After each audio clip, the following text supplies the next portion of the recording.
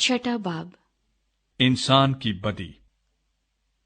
जब रुए जमीन पर आदमी बहुत बढ़ने लगे और उनके बेटियां पैदा हुईं, तो खुदा के बेटों ने आदमी की बेटियों को देखा कि वो खूबसूरत हैं, और जिनको उन्होंने चुना उनसे ब्याह कर लिया।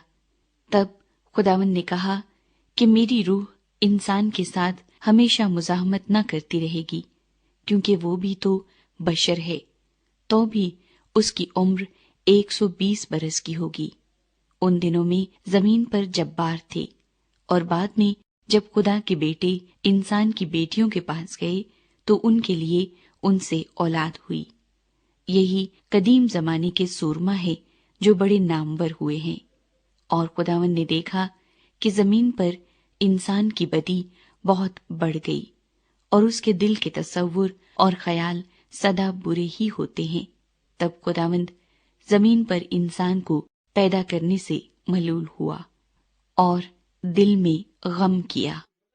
और खुदावंद ने कहा कि मैं इंसान को जिसे मैंने पैदा किया रुए जमीन पर से मिटा डालूंगा, इंसान से लेकर हैवान और रेंगने वाले जानदार और हवा के परिंदों तक, क्योंकि मैं उनके बनाने से मलूल हूं। मगर नूह खुदावंद की नजर में मकबूल हुआ। नूह का नसबनामा ये है।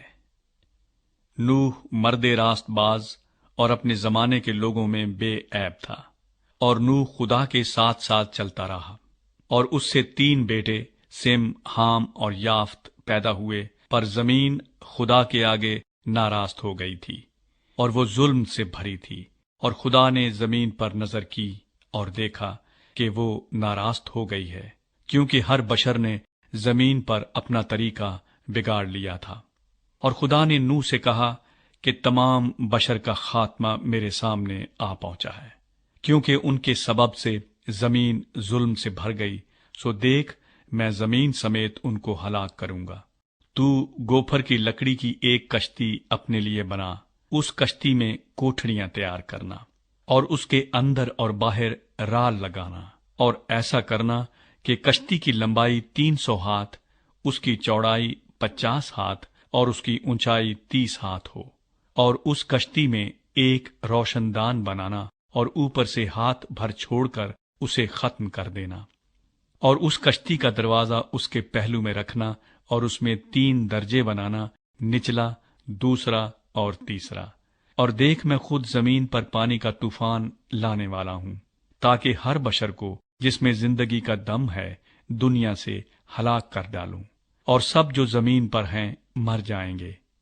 पर तेरे साथ मैं अपना अहद कायम करूंगा, और तू कश्ती में जाना, तू और तेरे साथ तेरे बेटे और तेरी बीवी और तेरे बेटों की बीवियां और जानवरों की हर किस्म में से 2-2 अपने साथ कश्ती में ले लेना, कि वो तेरे साथ जीते बचें, वो नरो मादा हों।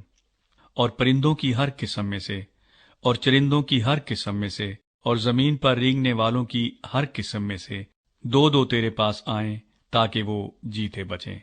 और तू हर तरह की खाने की चीज लेकर अपने पास जमा कर लेना, क्योंकि यही तेरे और उनके खाने को होगा। और नूह ने यूं ही किया, जैसा खुदा ने उसे हुक्म दिया था वैसा ही अमल किया।